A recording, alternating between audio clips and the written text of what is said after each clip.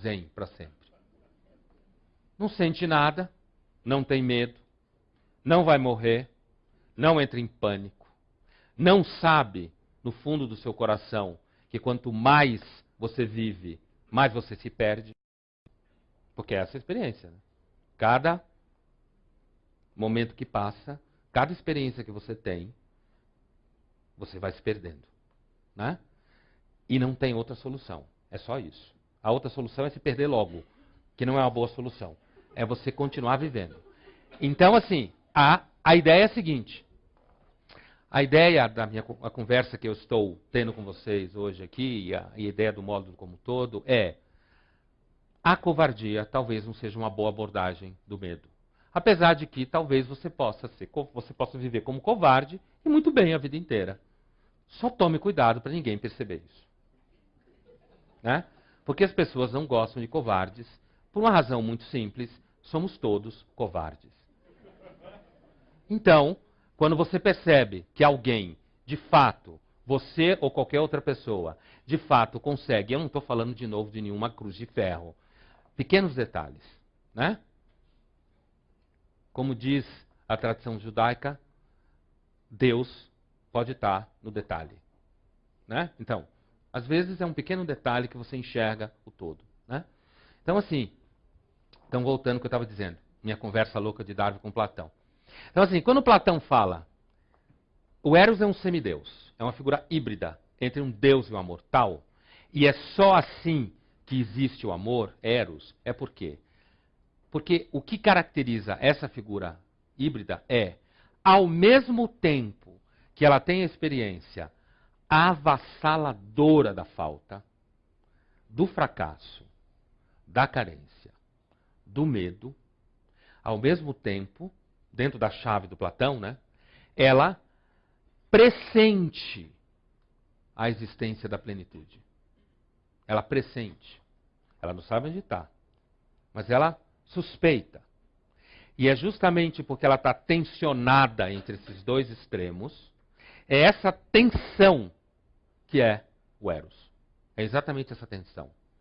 É por isso que o Platão vai dizer que o ser humano é um ser que está tensionado entre dois polos opostos. Você não é. É claro que a gente sabe que o Platão se move no universo de alma imortal. Né? Então, assim, você está tensionado entre uma experiência de radical falta, radical esmagamento e, ao mesmo tempo, uma vocação natural para buscar algo que você não sabe direito o que é, mas você pressente que esse algo é pleno, perfeito, poderoso, que a gente chama de Deus ou deuses. Essa ideia, é claro, para o Platão existe, mas você for um ateu básico, moderno, pós-moderno e tal, né? Você não precisa necessariamente jogar fora o Platão, afinal de contas o Platão é o Platão. Né? E como eu sempre falo para os meus alunos de graduação, nunca fale mal de Platão. Não é? Nunca fale mal de ter uma ex-aluna minha de graduação ali. Nunca fale mal de Platão. Por quê? Porque Platão é o clássico. Se você falar mal de Platão, você está sempre falando mal de você. Porque o Platão nunca está errado. Você pode estar errado. O Platão nunca está errado. Pode ter certeza, ele nunca está errado. Senão, a gente não lia esse cara há 2000 e tantos anos e não encontrava nele coisas. Sabe um clássico, né? Um clássico é aquele que quando você lê ele, na realidade ele lê você. Você entra nele de um jeito e sai de outro. O Platão é um desses caras aí. Então, assim, ainda que você não acredite na história de alma imortal, essa ideia, que você fique mais encostado na discussão darwinista ou do Becker, que na realidade passou a vida inteira dele sendo ateu, e no final da vida não, no dado momento da vida dele, ele tem uma conversão e volta a praticar a religião dele, que era judaica, ele diz assim, mas não foi o medo da morte, que é a grande tese dele, né, que levou ele a Deus. Ele disse que o que levou ele a Deus foi quando nasceu o primeiro filho dele. Que ele se perguntou, de onde apareceu isso? Tudo bem, saiu da barriga da minha mulher, mas como que apareceu esse negócio que respira, se mexe, e vai crescer, vai ficar igual a mim, né? e vai ter todas essas experiências. Como é que isso apareceu de repente da pedra? Né? Porque de certa forma, se você pensar que a gente é feito de pedra no sentido de poeira, né? O que nós somos? Nós somos uma poeira que um dia abriu os olhos e começou a olhar ao seu redor. Aí pegou uma nave espacial e foi passear pelo universo. Mas é só poeira, andando pelo universo, vazio, olhando para si mesmo. Né?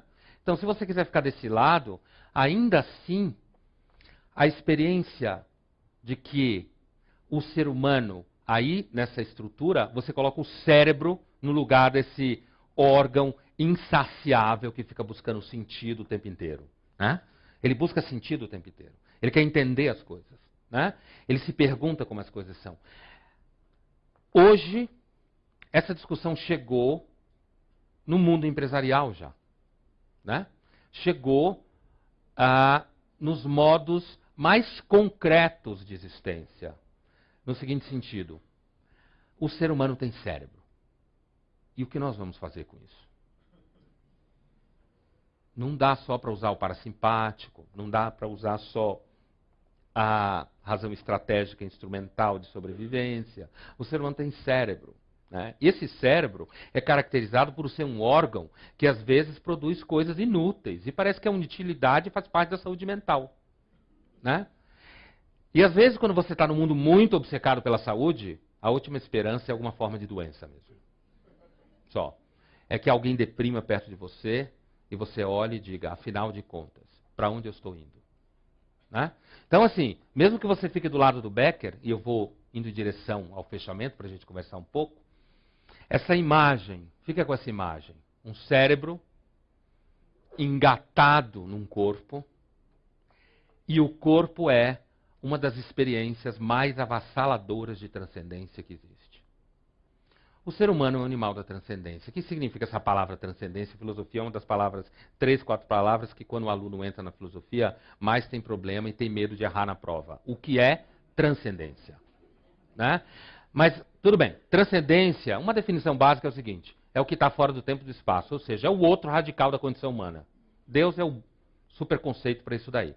Mas um processo de transcender-se, né, é um processo em que você se transforma em outro. Ou você vai indo em direção a algo que é totalmente outro. Né? Como alguns filósofos falam. Então, assim, o seu corpo é uma experiência de transcendência avassaladora. E é uma transcendência que você tem medo. Por quê? Porque não existe nada melhor no mundo para dizer que você não manda na sua vida do que o seu corpo. Né? Com o passar do tempo, você vai tendo a experiência de que você não manda no seu corpo. Ele vai criando vida. Só que é uma vida que você não gosta. Né? Ele vai fazendo coisas que você não gosta. Ele vai emitindo sinais que rompem com seus acordos com o cotidiano. Ele vai dizendo para você, agora o seu cotidiano é meu. E essa experiência é uma experiência de transcendência em direção ao nada. Que é o que a gente mais tem medo. Uma experiência de transcendência em direção ao nada. Porque você vai se perdendo enquanto você vai passando. Uma outra experiência de transcendência, e com essa ideia é que eu vou amarrar a nossa conversa hoje, um pouco inspirada num outro filósofo chamado Søren Kierkegaard, né? Grande existencialista, é essa ideia de que não tem escolha, você não tem como escapar do medo e da angústia. O medo e a angústia é ancestral. Não é uma invenção da sociedade de consumo. A culpa não é do capitalista. Você pode até raiva dele, se você tiver raiva, mas a culpa não é dele. A culpa não é do governo, apesar de que o governo tem uma série de culpas. Não é do governo. Né? A culpa não é do seu pai. Você pode até ter razão de vez em quando para ficar bravo com seu pai, mas a culpa não é dele. Ele está no mesmo barco que você e o barco afunda. É uma questão de tempo. Né? A culpa não é da sua mãe. Apesar de que a sua mãe pode ter feito um monte de coisa errada. Mas a culpa não é da sua mãe. A culpa tampouco é da sua filha que atormenta você. Nem é do seu filho. Eles podem ter uma série de culpas. Não fazer nada que você pede, e você tem que ficar ouvindo aquilo, sabendo onde vai dar, mas você tem que fingir que não sabe, para o moleque crescer. Né? Mas a culpa não é dele. Ninguém tem culpa. Aí que tá. Ninguém tem culpa. Ninguém tem culpa. Algumas pessoas põem a culpa em Deus. Olha aí. Né? Você quer chegar lá na frente de Deus, botar o dedo na cara dele e dizer: por que você me fez assim? Você não podia ter me feito de um jeito em que eu parasse lá pelos 23?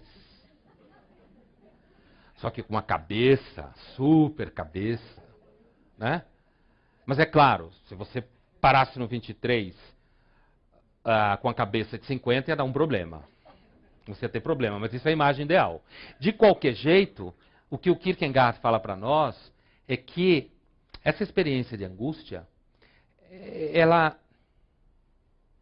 o medo, né, ele também fala de medo, de angústia, de desespero, sabe, tem uma imagem que é de um escritor francês chamado Georges Bernanos, que é muito boa, que é o seguinte: o medo, a angústia, é como se fosse uma espécie de pó muito fino, que você não vê ele, mas ele vai caindo sobre você, cai, ele vai entrando nos seus olhos, entrando na sua boca, pelo seu ouvido, você vai sentindo o atrito, mas você não enxerga direito, né? E você começa a se mexer porque você sente que tem alguma coisa caindo sobre você, e você acha que tem que se mexer muito para afastar aquilo, e você se mexe de um lado para o outro.